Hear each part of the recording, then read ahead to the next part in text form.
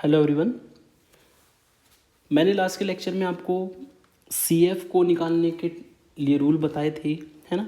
उसके कुछ एग्जांपल्स बताए थे मैंने आपको कि CF को आप कैसे फाइंड कर सकते हो, और उसी लेक्चर को आगे प्रोसीड करेंगे। लेक्चर 2 का पार्ट 2। 3 इंपॉर्टेंट क्वेश्चन मैं आपको बताने वाला हूँ जो सबसे ज़्यादा एग्जाम में पूछे जाते हैं, है ना। क्वेश्चन हमारे इस तरीके के ज़्यादा आते हैं एग्जाम में, जो मैंने यहाँ पर स्क्रीन पर आपको दिखाए हैं। फर्स्ट एग्जाम्पल आपका है जो कि 2010 2012 दो बार आया है। ऐसे ही एक सेकंड एग्जाम्पल 2007 17 दो बार आया है। थर्ड आपका 2010 में आया था। तो ये 3 इंपॉर्टेंट एग्जाम्पल हमारे उस लेक्चर के बचे हैं जिसको आज मैं सॉल्व करूँगा। ध्यान रखना, इस तरह के क्वेश्चन ज़्यादा आते हैं एग्जाम में जिसमें कुछ कंडीशंस दी होती है। हमेशा ध्यान रखना, जब भी आपको इस तरीके की कुछ कंडीशन दी होगी, जैसे कि y0 = 2 दिया है डिफरेंशियल इक्वेशन के लिए और y ऑफ π/2 की वैल्यू 2 दी है। यदि आपको इस तरीके की क्वेश्चन में कंडीशन दी है तो समझो आपको जो कांस्टेंट हम लेते हैं ना CF के, उन कांस्टेंट की वैल्यू इन कंडीशन से निकालनी पड़ेगी और वो वहाँ पे पुट करनी पड़ेगी, तभी आपको ये सॉल्यूशन मिलेगा, है ना। तो यानी कि आपको सॉल्यूशन कुछ कंडीशन के अंडर में पूछा जाता है। चलिए स्टार्ट करते हैं। एग्जाम्पल 1। एग्जाम्पल 1 में आपको कहा है कि d2y/dx² + y = 0 को सॉल्व कीजिए इन कंडीशन के रेस्पेक्ट में। तो सॉल्यूशन नंबर 1 में मैं क्या करूँगा, जो पहले गिवन डिफरेंशियल इक्वेशन है उसको लिख लेता हूँ। वो है d2y/dx² + y = 0, और कंडीशन हमें दी है y of 0 = 2 and y of π/2 = -2। तो ये हमें क्वेश्चन दिया है, इन कंडीशंस के रेस्पेक्ट में इसको सॉल्व करना है। तो पहले तो ऐसे ही सॉल्व करेंगे जैसे आपने लास्ट लेक्चर में सॉल्व किया था। सबसे पहले इसको कैपिटल D में कन्वर्ट कर लेते हैं, y को कॉमन लेकर। फिर यहाँ पर ऑक्सिलरी इक्वेशन बना लेते हैं। अगर ऑक्सिलरी इक्वेशन की बात करें, d² + 1 = 0 होगा। ये आपको मिलेगा d² = -1, और -1 किसकी वैल्यू होती है, ये वैल्यू होती है आपकी i² की। -1 किसकी वैल्यू होगी, i² की। तो यदि d² की वैल्यू i² है तो इससे आपको d की वैल्यू मिलेगी +-i, यानी कि d की वैल्यू आपकी आएगी 0 ± i। ओके।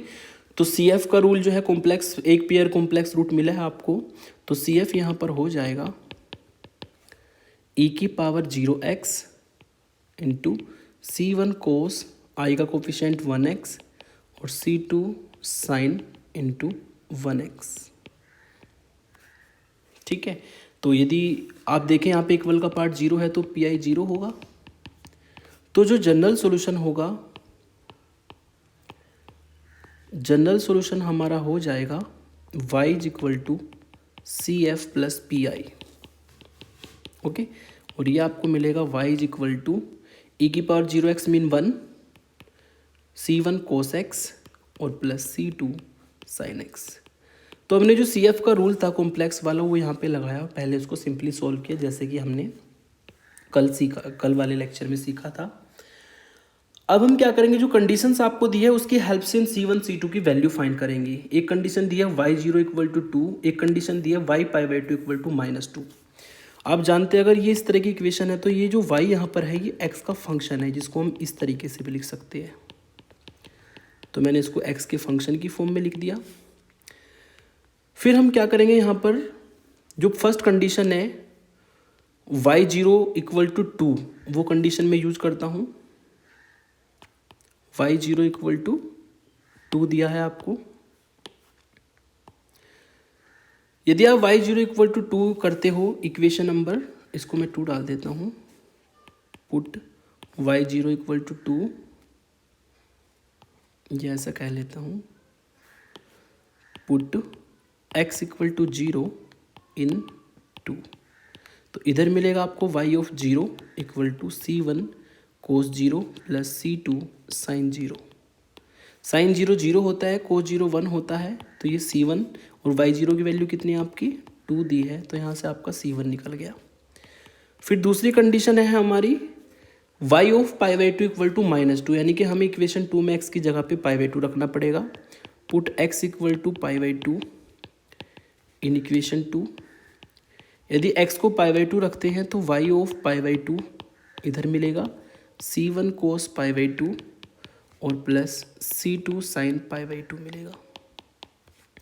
चूँकि cos π/2 0 होता है, sin π/2 1 होता है और y π/2 की वैल्यू -2 दी है, तो ये आपको मिलेगा कितना, c2 के बराबर। तो यहाँ से c2 की वैल्यू निकल जाएगी। अब ये c1 c2 की वैल्यू 1 में रखेंगे तो आपको फाइनल आंसर मिल जाएगा यूजिंग इन इक्वेशन 1। तो इससे y की वैल्यू आपको मिलेगी 2 cos 2x sorry cos x 2 cos x minus 2 sin x, और यही इसका फाइनल आंसर होगा। हमेशा ध्यान रखना, अगर कुछ कंडीशंस आपको गिवन है तो इसका मतलब आपको वहाँ पर उन कंडीशन को यूज करके कॉन्स्टेंट्स की वैल्यू निकालनी पड़ेगी। ओके, चलिए दूसरा एग्जांपल मैं लेता हूँ। ये भी 2 बार एग्जाम में आ चुका है। इसमें आपको y की जगह पे ना ईटा x दिया है, या nx समझ लीजिए, ईटा x या nx आपको दिया है। तो y की जगह पे आपको ये डिपेंडेंट वेरिएबल का काम करेगा ईटा x, ये ध्यान में रखना है, x का फंक्शन है। और यहाँ पर आपको 2 बाउंड्री कंडीशन दी है, l कांस्टेंट कहा है उसने, l कांस्टेंट है, और 2 बाउंड्री कंडीशन दी है कि ईटा 0 की वैल्यू अल्फ़ा है, यानी कि x को 0 रखने पर अल्फ़ा यूज करना है, और फिर x को इन्फिनिटी रखने पर आपको ईटा इन्फिनिटी की वैल्यू 0 यूज करनी है। ठीक है, तो एक डिफरेंशियल इक्वेशन दी है जिसमें डिपेंडेंट वेरिएबल ईटा x है और 2 कंडीशन दी है जो कि बाउंड्री कंडीशन है। बाउंड्री कंडीशन है तो दोनों को यूज करके कांस्टेंट की वैल्यू निकलेगी। चलिए सॉल्व करते हैं। पहले डिफरेंशियल इक्वेशन जो गिवन है वो लिख लेता हूँ, d² eta x upon dx² minus eta x upon l² equal to 0। 2 का सोल्यूशन करते हैं। Given d² eta x upon dx² minus 1 upon l² eta x equal to 0। ये आपको डिफरेंशियल इक्वेशन दी है, l यहाँ पर कांस्टेंट दिया है, और बाउंड्री कंडीशन दी है ईटा 0 इक्वल टू अल्फा और eta infinity equal to 0 and eta 0 equal to alpha and eta infinity equal to 0। तो पहले हम क्या करेंगे, इसको कैपिटल D में बदल लेते हैं। d² minus 1 upon l² eta x को मैं बाहर निकाल लेता हूँ इक्वल टू 0। ऑक्सिलरी इक्वेशन बनाएंगे। यदि आप ऑक्सिलरी इक्वेशन बनाते हो तो वो होगी d² minus 1 upon l² equal to 0। Root निकाल लेंगे तो d की वैल्यू आएगी प्लस माइनस 1 अपॉन l। तो CF हमारा यहाँ पर हो जाएगा C1 e की पावर, 2 रियल और इनइक्वल रूट है तो फर्स्ट रूल लगेगा, C1 e की पावर माइनस 1 अपॉन l और x हो जाएगा, प्लस C2 e की power plus 1 upon l x हो जाएगा। और चूंकि इक्वल का पार्ट 0 है तो pi यहाँ पर 0 होगा। ओके, और तो सॉल्यूशन हमारा हो जाएगा, y की जगह पे ईटा x हमें दिया है तो y की जगह पे ईटा x यूज करूँगा मैं। देयरफॉर ईटा x जो है वो बराबर आएगा CF प्लस पी आई के। तो ईटा x की जो वैल्यू है वो हो जाएगी हमारी C1 e की power minus 1 upon L x, C2 e की पावर 1 अपॉन एल एक्स, है ना, और पी आई 0 है तो ये इक्वेशन नंबर 1 चल जाएगी। कंडीशन दिया आपको ईटा 0 की वैल्यू अल्फ़ा और ईटा इन्फिनिटी की वैल्यू 0। तो पहले इसमें हम पुट x इक्वल टू 0 इन 1। यदि आप x को 0 रखते हो तो इधर मिलेगा ईटा 0 इक्वल टू C1 e की पावर 0 बन जाएगा 1, ऐसे ही C2 e की पावर 0 बन जाएगा 1, और ये वैल्यू आपको अल्फ़ा दी है तो alpha equal to C1 plus C2, equation 2 डाल देंगे। फिर आपको दिया है ईटा इन्फिनिटी की वैल्यू 0, तो इसमें हम x को इन्फिनिटी रख देंगे इक्वेशन 1 में। तो इससे आपको ईटा इन्फिनिटी इक्वल टू मिलेगा C1 e की power minus 1 upon L infinity और C2 e की power 1 upon L infinity. e की पावर माइनस इन्फिनिटी 0 होता है ना, और ये वैल्यू भी आपको 0 दी है तो यहाँ से आपको मिलेगा C2 e की पावर इन्फिनिटी। इसको मैं e की पावर इन्फिनिटी को उधर ले आऊँगा तो ये इधर आके आपको C2 की वैल्यू देगा 0, है ना। और यदि C2 0 है देन इक्वेशन 2 से आपको C1 की वैल्यू अल्फ़ा मिल जाएगी। ओके, तो ये C1 की वैल्यू और C2 की वैल्यू दोनों इक्वेशन 1 में रख देंगे, आपको फाइनल आंसर मिल जाएगा यूजिंग इन 1। इससे आपको मिलेगा eta x is equal to alpha e की पावर माइनस 1/LX और प्लस C2 जीरो होने पर सारी टर्म जीरो हो जाएगी। ये इसका फाइनल आंसर होगा, है ना। यही हमारा डिफरेंशियल इक्वेशंस को, लीनियर डिफरेंशियल इक्वेशन का सॉल्यूशन है जो ईटा एक्स में दी थी आपको। चलिए लास्ट क्वेश्चन देखते हैं इसका। लास्ट क्वेश्चन में हमें एक डिफरेंशियल इक्वेशन दी है जिसको हमें सॉल्व करना है ना। डिफरेंशियल इक्वेशन दी है आपको, ये जो ऊपर लिखी है, इसको सॉल्व करेंगे हम।